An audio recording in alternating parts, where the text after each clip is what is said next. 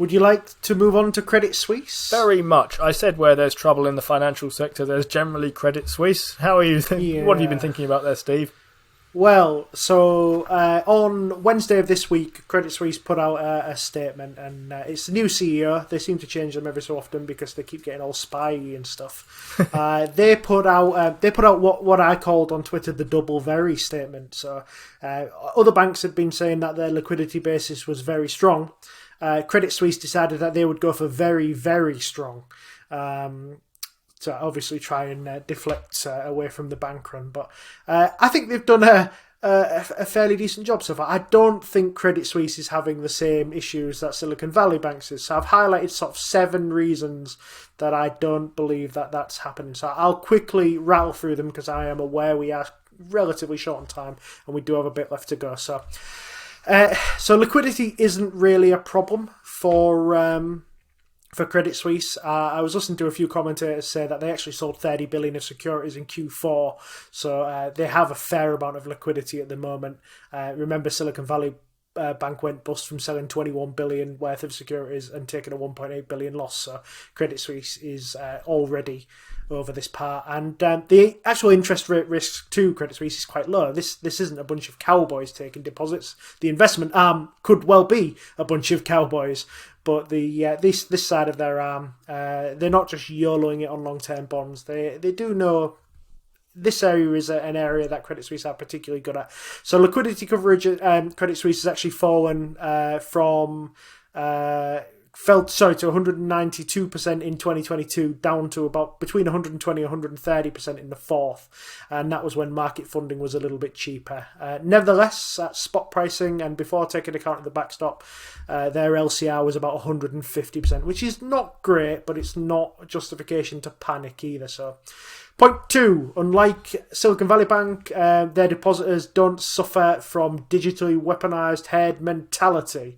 So Silicon Valley Bank was killed by deposit flight amongst a very small group of customers who all read the same Substack, chatted in the same Slack group, and got their information from Bill Ackman.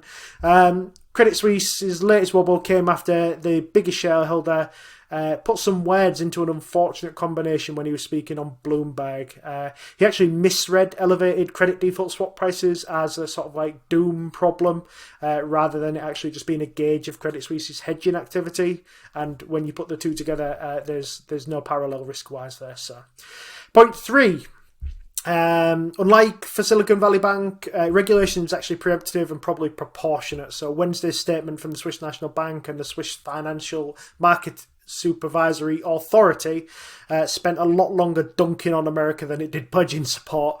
But while that might look like sort of jingoism, it was more likely an intended signal that, at least in the short term, a forcible shutdown's not on the cards, and the risk of sort of waking up and seeing Credit Suisse was zero was pretty much off the table. They've since come out and committed 50 billion to Credit Suisse should they need it. So, unlike for Silicon Valley Bank, there's actually useful precedent. As well as using the state backdrop here, Credit Suisse is making tender offers to repurchase OpCo senior debt securities for about 3 billion Swiss francs. It's a similar sort of short squeeze gambit to what Deutsche Bank used in 2016.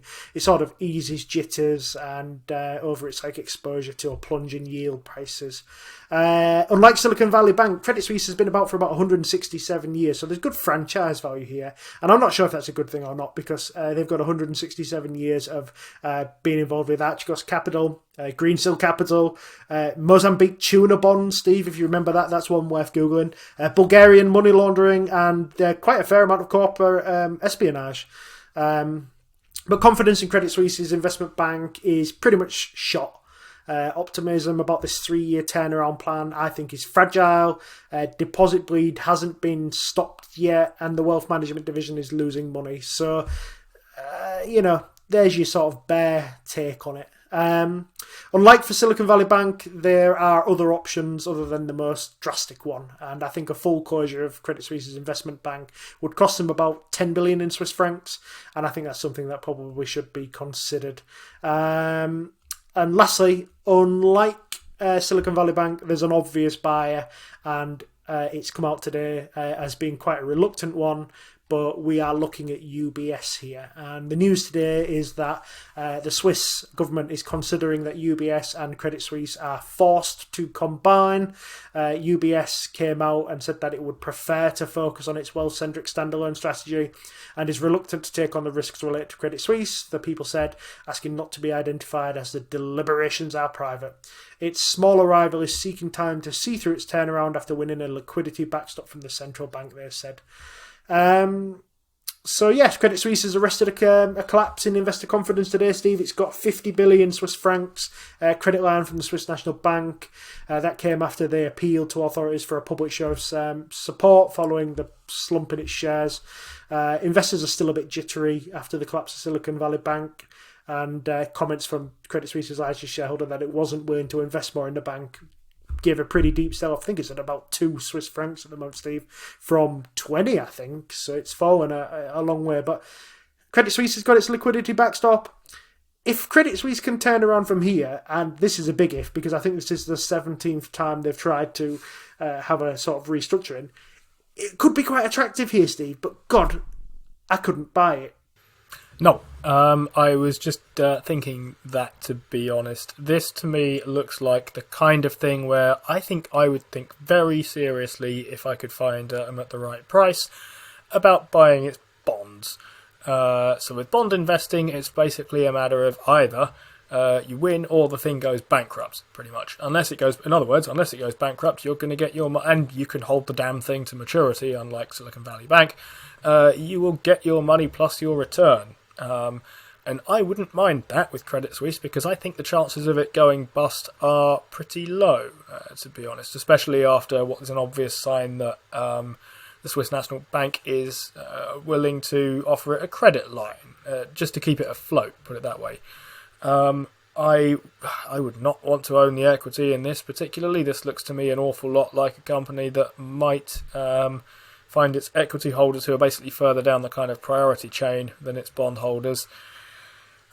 It could go right, lots of things could happen, but if I was looking for a bank turnaround story, and I'm not looking for one, but if I was investing in a bank turnaround story, and I am invested in one, I'd buy Citigroup instead of this, basically. This is another bank that has its kind of operational issues, but not quite as many as Credit Suisse, and I can see why UBS would rather not be forced into joining with them.